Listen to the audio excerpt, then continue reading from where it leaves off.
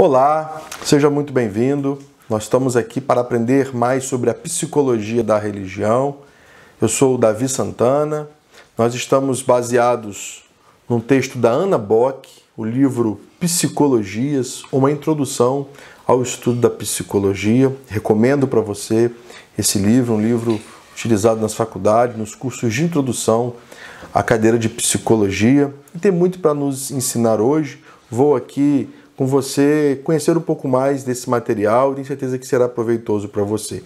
Nós temos mais dois outros vídeos, duas outras aulas que estão disponíveis também para você aqui no meu canal, onde você vai poder ver a introdução desse livro e a segunda aula, o capítulo 1, já iniciando o capítulo 2. E hoje pretendo com vocês aqui fechar o capítulo 2. No capítulo 1, a gente viu sobre a formação do conhecimento científico, a diferença entre ciência e senso comum, como o senso comum, ou seja, o conhecimento rotineiro, aquelas informações, experiências, tradições passadas de pai para filho, o conhecimento popular, conhecimento leigo, que também tem a sua importância, mas que tem a diferença da validade do conhecimento científico, do método científico de pesquisa, de objeto de estudo, o rigor metodológico. E tudo isso nos prepara para entender um pouco mais sobre a psicologia. Nós vimos também que a psicologia, ela é múltipla, ela na verdade é psicologias com diferentes correntes de pensamento, com diferentes objetos de estudo. E isso nos dá uma amplitude, um campo de pesquisa muito vasto para entender o homem como um todo. E aí a gente vê que a autora Anna Bock, ela aponta que, se a gente pudesse resumir, seria a psicologia o estudo da subjetividade humana, ou seja, do ser humano na sua essência única, naquilo que faz dele um ser humano diferente de todos da face da Terra, mesmo que tivesse, por exemplo, um irmão gêmeo. O que a psicologia pode chamar de mente, a gente pode entender também como alma. Psicologia significa o estudo, logos, estudo da psique, do grego, que aponta para a palavra, o significado de alma. Inclusive na Bíblia, o termo psique é muito usado, apontando para a alma, para a mente. Então nós entendemos que podem ser sinônimos, alma e mente. A psique, o estudo da mente humana. O homem com suas memórias, com seus sentimentos, com seu temperamento. Um homem com a sua história de vida. Esse é, em suma, o objeto de estudo da psicologia, falando amplamente. Depois a gente vai ver que nos campos de pesquisa o objeto de estudo ele se delimita mais um pouco, se afunila mais um pouco. E aí a gente percebe também a importância da psicologia se diferenciar dos misticismos, que muitas vezes se agregam ou tentam se agregar à psicologia, que não são ciência e que muitas vezes se misturam à psicologia, e do perigo também que muitas vezes a psicologia precisa lidar, que é o uso popular dos seus termos. Os termos, neurose, pessoa psicopata, é uma histérica, é um alucinado, pessoa, ele está com depressão. Então, às vezes, no conhecimento popular, as pessoas acabam usando um termo sem muitas vezes saber a importância, o significado dele, fazendo um diagnóstico sem ser um profissional da área. E você precisa entender a importância disso e a importância de, como líder, de como alguém que influencia pessoas, por vezes você ter a necessidade de encaminhar alguém, seja um liderado seu na sua igreja, um colega de trabalho, um familiar, um vizinho, um amigo, para procurar um profissional de saúde, para certamente buscar um tratamento, um apoio, um acolhimento. A gente viu também na aula anterior que o ser humano, conquanto haja quem pense que é formado por duas essências, nós entendemos a importância de apontar o ser humano como três essências.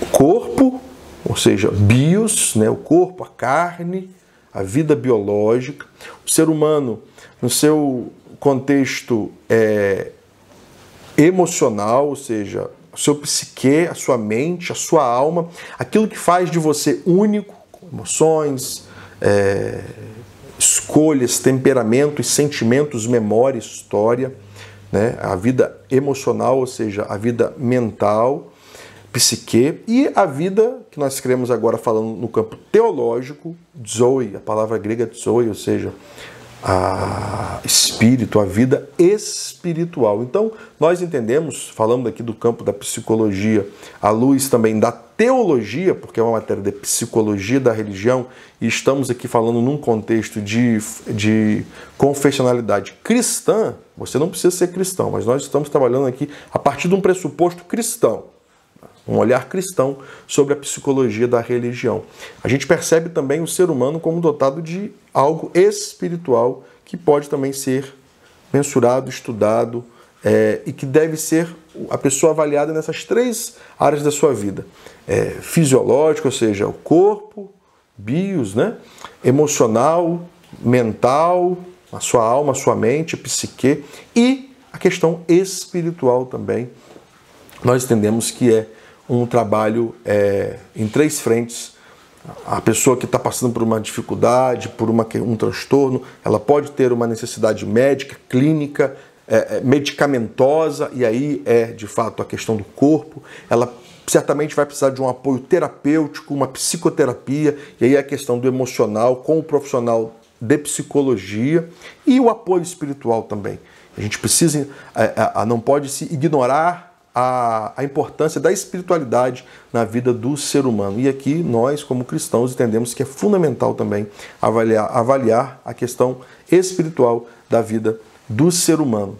A gente, buscando entender um pouco mais sobre a origem da psicologia, a gente começa a ver no capítulo 2 um retorno lá na Grécia, onde se começa a falar sobre os filósofos pré-socráticos, buscando entender a origem do homem, buscando a cosmogonia, ou seja, a explicação da criação do universo. Nós temos como cristãos uma cosmogonia cristã, uma explicação cristã para a criação do universo. Os gregos tinham as suas próprias explicações. Nós entendemos ali que a partir de Sócrates, nós temos ali a busca do homem como um ser racional que se diferencia dos demais animais, que mesmo com impulsos e estímulos, ele é dotado de razão, é um ser pensante que não é dominado apenas por instintos, mas existe uma razão. Sócrates tem uma frase famosa: só sei que nada sei, a busca do conhecimento. E vemos ali os seus discípulos, Platão, Aristóteles, o Platão trazendo a separação entre corpo e alma, ou corpo e mente, como sendo o corpo a prisão da mente que se liberta quando a morte, e aí existem outras correntes filosóficas, outras religiões que também usam isso. Paulo, a religião cristã bebe disso também séculos depois, a gente vê isso com Paulo, a gente vê isso também no pensamento, na teologia paulina, e a gente vê isso também em Agostinho, no século IV, quando resgata isso, busca esse homem racional como separado mente e corpo, ou seja, o homem não é apenas um animal que morre e acaba, ele tem um intelecto, ele é um ser pensante, ele é diferente dos demais animais. Agostinho trabalha com essa dicotomia, com esse dualismo, com esse pensamento bem e mal, alma, corpo, né? Trazendo isso da filosofia platônica. E a gente vê lá no final da Idade Média como isso influenciou o período do Renascimento, né? Um resgate da cultura grega. O homem questiona a igreja, o homem questiona os valores impostos pela sociedade medieval.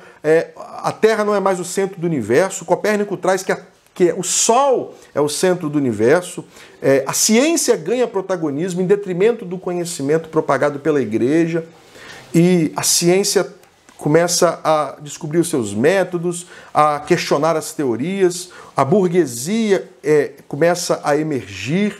O capítulo 2 fala sobre isso. Não é mais apenas o feudalismo, onde não havia muita transição social e o conhecimento de cima para baixo vindo da igreja. A gente começa a ver agora que o ser humano começa a se questionar, o corpo deixa de ser sagrado porque não é mais visto apenas como a habitação da alma. A gente tem com Descartes aí esse desenvolvimento, esse filósofo, a partir do século XVII, que desenvolve a questão científica, o método científico. Descartes vê o relógio, a engrenagem dos relógios, e ele pensa, o homem também é como uma máquina, que pode ser consertada se a gente conhecer o seu interior, os mecanismos dos autômatos, e aí ele vê a separação entre corpo e mente. O homem se diferencia dos demais animais, diferencia-se da máquina porque ele tem a mente, mas o seu corpo pode ser estudado, pode ser pesquisado e pode ser consertado. A ciência ganha protagonismo, a autoridade da igreja passa a ser cada vez mais questionada. As verdades científicas começam a ganhar mais respaldo e mais respeito. E aí a gente vê a burguesia, ou seja, os comerciantes, porque com o capitalismo o dinheiro dá ascensão social e o homem é um ser livre, não mais preso a dogmas, a tabus religiosos. A gente vê então que o corpo deixa de ser sagrado, porque antes, pela igreja, a habitação da alma não pode ser violado, nem depois de morto. E aí nós temos um avanço dos estudos, o corpo é estudado, a sua anatomia, nós temos grandes avanços nessa área, no funcionamento do corpo, na neuroanatomia, na fisiologia, e o homem começa a entender o funcionamento dos seus órgãos, a medicina avança muito, e isso prepara o caminho para o surgimento de uma ciência psicológica, que até então ela era muito atrelada à filosofia, ao campo das ciências humanas, às abstrações, e ela vai se aproximando das ciências naturais, dos cálculos, das aferições, dos testes, porque ela começa a ter acesso a mais ferramentas de pesquisa, como eu disse, o próprio corpo humano, a fisiologia do corpo humano começa a ser conhecida, e isso dá ferramentas, faz a psicologia ganhar corpo, como a autora Anna Bock aponta. E aí nós temos então uma percepção de que a psicologia, à medida que ela se afasta da filosofia e se aproxima das ciências naturais, ela começa a se destacar como uma ciência independente. Porque até então, a psicologia era um campo de estudo, ou seja, o estudo da mente, era um campo de estudo da filosofia. E para se tornar uma ciência independente, ela começa a se distanciar então da filosofia e se aproxima das descobertas da medicina, das ciências naturais também, junto com a física, o estudo das reações, dos estímulos, o estímulo e resposta do corpo humano, e isso é fascinante. Nós temos um marco que é o laboratório de Wundt, ali em Leipzig, na Alemanha, onde a gente vê ali que ali pode ser definido como a fundação da psicologia científica ou a psicologia moderna. Wundt, pesquisador alemão ali, tem um laboratório de pesquisa. Então, isso dá um rigor científico para esse campo tão recente, que era o campo da psicologia. E a gente tem esse marco histórico ali em Wundt, na Alemanha, no começo do século XX. E nós temos que entender que a psicologia, mesmo tendo sido fundada cientificamente na Alemanha, ela se desenvolve rapidamente nos Estados Unidos, no período da Primeira Guerra, e as pesquisas sobre a área comportamental, principalmente, que é uma das correntes da psicologia do século XX, o comportamentalismo, o behaviorismo, né? Behavior em inglês significa comportamento. Então, é uma área da psicologia que estuda muito o comportamento do ser humano e não muito o seu inconsciente ou as suas memórias ou algo que não esteja aparente. O comportamentalismo, com Watson, ele busca entender o homem como ele responde a estímulos externos. E isso a gente vê muito representado nos testes, na abordagem do ser humano como um animal que era estudado como os demais animais também. Muitos experimentos usavam ratos, reação com Pavlov do cachorro, etc. Né? Como os animais respondem aos estímulos e como eles se assemelham aos seres humanos, as diferenças também da própria racionalidade humana, mas o que o ser humano era essencialmente um ser animal, que responde a estímulos externos. E o comportamentalismo foca nisso como corrente da psicologia. Uma segunda corrente muito importante no século XX é a Gestalt. Gestalt, uma palavra alemã que aponta para olhar o todo, a visão global. A Gestalt é uma busca de retorno para a filosofia. Busca olhar o ser humano no todo, de forma global. E, como eu disse, é uma busca a examinar o homem não apenas em partes, mas tentar olhar o homem como um ser integral, como um ser integrado. E isso tudo deve ser levado em conta na Gestalt. E a terceira linha de pesquisa mais influente do século XX é a psicanálise, com Freud, um estudioso austríaco que, na medicina, ele migra com seus pacientes para a psicologia, trazendo descobertas teóricas profundas e modificações, trazendo aí muita literatura nessa área sobre o inconsciente. Para Freud, portanto, a questão do ser humano, o objeto de estudo, não é o comportamento, não é o homem como um todo, mas é o seu inconsciente. Sobretudo, né, que está lá no seu passado, que está guardado nessa área quase inacessível do cérebro, de forma que não é acessível de forma consciente, mas apenas por tratamento terapêutico, etc. E aí a gente vai se aprofundar nisso em outro momento. Mas uma busca da questão da sexualidade do Édipo, a descoberta da sexualidade da infância, e tem gente que tem aversão a isso, mas é fascinante, vale a pena você estudar. É importante pontuar isso, porque todo mundo pensa assim, é psicólogo, é pessoal de Freud. Não, são linhas de pesquisa dentro da psicologia. Tem muitos psicólogos que não têm nenhum apreço ou nenhuma simpatia com as teorias de Freud. Eu estou dando aqui 3 exemplos de coisas totalmente diferentes. O behaviorismo, né, os psicólogos comportamentais, os psicólogos que tratam com a Gestalt, a terapia, e também os psicólogos da psicanálise, que aí sim tem Freud, depois tem Lacan, outras questões que a gente pode aprofundar em outro momento. Mas é importante a gente perceber, pessoal, que tudo isso nos prepara para o século XX. Prepara uma psicologia científica, com método, com rigor, que passa a ser amplamente estudada, vários teóricos, vários pesquisadores, e a gente percebe que isso vem lá da onde? Da Grécia, passa por Agostinho, Renascimento, final da Idade Média, o início da Idade Moderna, e a ciência avança aí para a psicologia.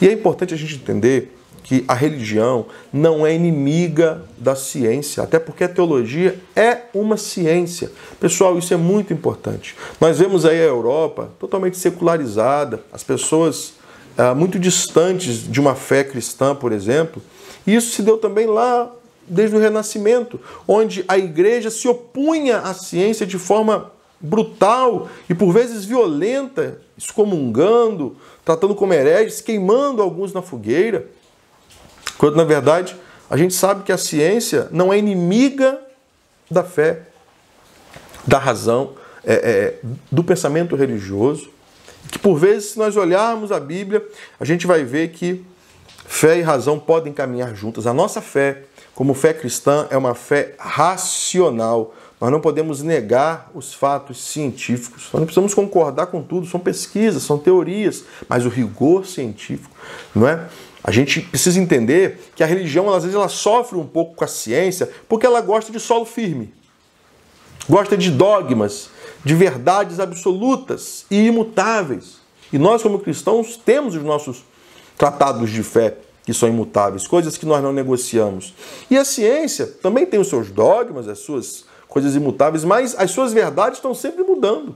Uma coisa que se prova agora, começa-se outra pesquisa para refutar, para melhorar, para mudar, ou seja, uma coisa que se diz hoje, daqui a 2 semanas pode se dizer completamente o oposto. E a ciência tem essa característica de se questionar a si mesmo, de se criticar a si mesmo, de se aperfeiçoar a si mesmo, de superar as suas descobertas. E isso, reconheço, causa certo desconforto no campo religioso, porque, como eu falei, a religião gosta de coisas firmes, de coisas imutáveis, de coisas com que nós podemos nos segurar e nos agarrarmos, trazendo paz, esperança, e a ciência, às vezes, com essa instabilidade de verdades, por vezes causa desconforto.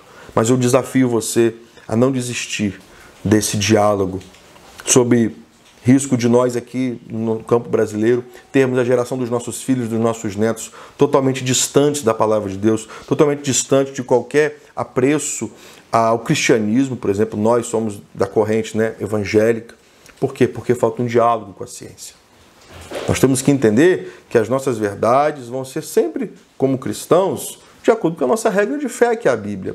Mas é possível um diálogo saudável, profícuo, um diálogo respeitoso, que a gente pode aprender com a ciência. E a ciência, eu costumo dizer, eu vi isso de um pastor querido, o Ed René, que, queridos, é Deus que ilumina o ser humano.